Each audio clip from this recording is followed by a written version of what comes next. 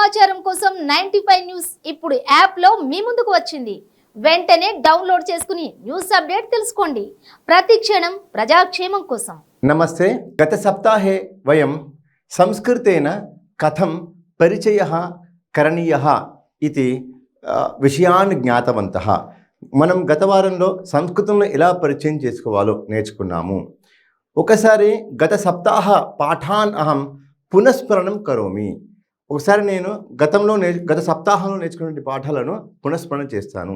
ఏం నేర్చుకున్నాం? మమ నామ రాజేంద్ర ప్రసాద, నా పేరు రాజేంద్ర ప్రసాద్. భవత్యాహ నామ కిం, నీ పేరు ఏమిటి? భవతః నామ కిం అని నేర్చుకున్నాం. అబ్బాయిలు అడిగేటప్పుడు భవతః నామ కిం అంటాము, అమ్మాయిలు అడిగేటప్పుడు భవత్యాహ నామ కిం అంటాము. ఉత్తరం ఏదైతే ఉందో ఆన్సర్ మమ నామ అని సమానంగా ఉంటుంది. అది నేర్చుకున్నాం. అంతేకాకుండా అస్థి నాస్తి నేర్చుకున్నాం. అస్థి అంటే ఉన్నది, నాస్తి అంటే లేదు. రామాయణ గ్రంథ అస్తి అంటే రామాయణ గ్రంథం ఉన్నది. భాగ్యనగరం అస్తి, మానవ అస్తి అంటే పిల్లవాడు ఉన్నాడు. బిడాలహ అస్తి, పిల్లి ఉన్నది నేర్చుకున్నాం. నాస్తి అంటే లేదు. ధనం నాస్తి, ధనం అస్తి అంటే ధనం ఉన్నది, ధనం నాస్తి అంటే ధనం లేదు నేర్చుకున్నాం. అదేవిధంగా తత్ర అంటే దేర్, అత్ర అంటే హియర్, కుత్ర అంటే వేర్, సర్వత్ర అంటే ఎవ్రీవేర్. అదేవిధంగా అన్యత్ర అంటే ఇన్ వాట్స్ కాల్డ్ అన్యత్ర వేరే చోట నేర్చుకున్నాం కదా, సమ్వేర్ అన్యత్ర అంటే. అదేవిధంగా ఏకత్ర ఇన్ వన్ ప్లేస్ అంటే ఒక చోట. బహుత్ర అంటే ఏం నేర్చుకున్నాం? In so many places. So తత్ర అక్కడ, అత్ర ఇక్కడ, కుత్ర ఎక్కడ, సర్వత్ర అంతటా.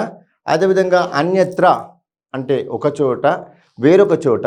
అన్యత్ర అంటే వేరొక చోట, ఏకత్ర అంటే ఒక చోట, అదేవిధంగా బహుత్ర అంటే చాలా చోట నేర్చుకున్నాం. ఈరోజు కొత్త పాఠం నేర్చుకుందాం. కొత్త పాఠం ఏంటి అంటే సహ, సా, తత్ అనే పాఠం నేర్చుకుందాం. ఈ సహ, సా, తత్ అని ఎప్పుడు వాడతామంటే దూరంలో ఉన్నప్పుడు వాడతాము. సహ బాలకః అంటే అతడు పిల్లవాడు అని అర్థం. అదేవిధంగా సా ఎప్పుడు వాడతాం? సా బాలిక అంటే ఆమె అమ్మాయి. సా బాలిక అంటే ఆమె అమ్మాయి. తత్ వాహనం అది వాహనము. ఈ విధంగా సహ, సా, తత్. వీటిని ప్రశ్న ఎలా అడుగుతాం మనము? ఫర్ ఎగ్జాంపుల్ అతడెవరు అని అనుకున్నాం. సంస్కృతంలో ఏమంటాం? సహకః. సహకః అంటే అతడెవరు. సహ బాలకః అతడు పిల్లవాడు.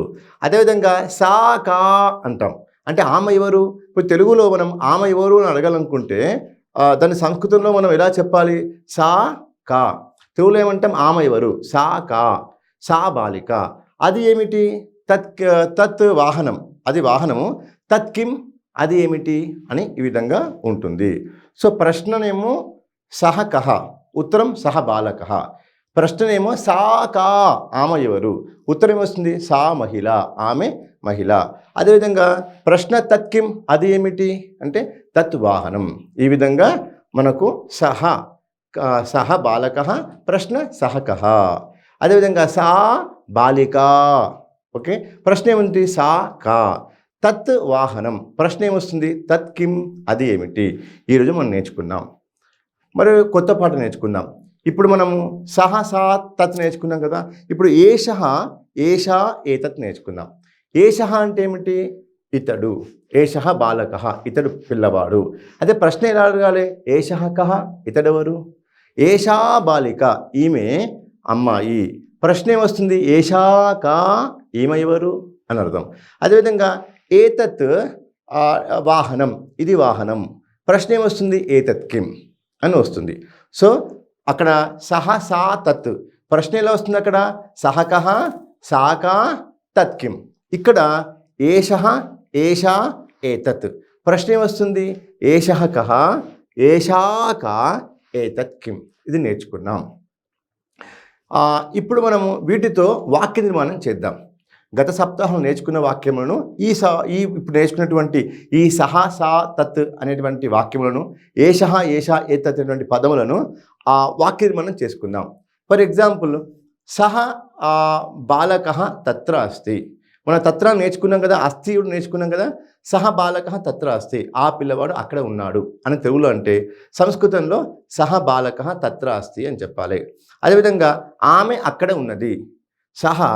సా మహిళ తత్ర అస్తి అని చెప్పాలి. అదేవిధంగా ఆ వాహనం అక్కడ ఉంది. తత్ వాహనం తత్ర అస్తి. ఆ వాహనం అక్కడ ఉంది అంటే ఏమనాలి? తత్ వాహనం తత్ర అస్తి అని చెప్పాలి. అదేవిధంగా ఇప్పుడు మనము ఏషః నేర్చుకున్నాం. ఈ పిల్లవాడు ఇక్కడ ఉన్నాడు అంటే సంస్కృతంలో ఏమనాలి? ఏషః బాలకః అత్ర అస్తి. ఏషః బాలకః అత్ర అస్తి. ఈ పిల్లవాడు ఇక్కడ ఉన్నాడు. అదేవిధంగా ఈమె ఇక్కడ ఉన్నది. ఏషా బాలిక అత్ర అస్తి. ఈమె ఇక్కడ ఉన్నది అని మనకు తెలుగులో వాక్యాన్ని సంస్కృతంలోకి అనువాదం చేయాలంటే ఏషా బాలిక అత్ర అస్తి. ఈ వాహనం ఇక్కడ ఉన్నది అని అనుకోండి. ఏతత్ వాహనం అత్ర అస్తి. ఏతత్ వాహనం అత్ర అస్తి అని అంటాం. ఇప్పుడు ఫర్ ఎగ్జాంపుల్ ఇప్పుడు ఆ వాహనం ఇక్కడ ఉంది అని చెప్పాలనుకున్నాను సంస్కృతంలో. ఆ వాహనం ఇక్కడ ఉన్నది అంటే తత్వాహనం అత్ర అస్తి. లేక ఆ పిల్లవాడు ఇక్కడ ఉన్నాడు. ఆ పిల్లవాడు ఇక్కడ ఉన్నాడు. సంస్కృతంలో ఏమంటాం? సహ బాలకః అత్ర అస్తి. అదే ఆ అమ్మాయి ఇక్కడ ఉన్నది. సా బాలిక అత్ర అస్తి. ఆ అమ్మాయి ఇక్కడ ఉన్నది. ఆ వాహనం ఇక్కడ ఉన్నది అని చెప్పాలనుకున్నాండి. తద్వాహనం అత్ర అస్తి.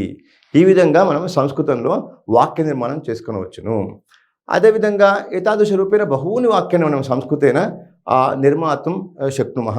తెలుగులో ఉన్నటువంటి అనేక వాక్యములను సంస్కృతంలోకి చక్కగా వయం అనువాదం కృత్వా సంస్కృతేన అపి నిత్యం సంభాషణం కర్తుం వయం శక్నుమః. ఇది ఈరోజు మనం చేర్చుకునేటువంటి పాఠము. కావున వచ్చే సప్తాహం మరో కొత్త పాఠంతో వయం మిలామః. ధన్యవాదః.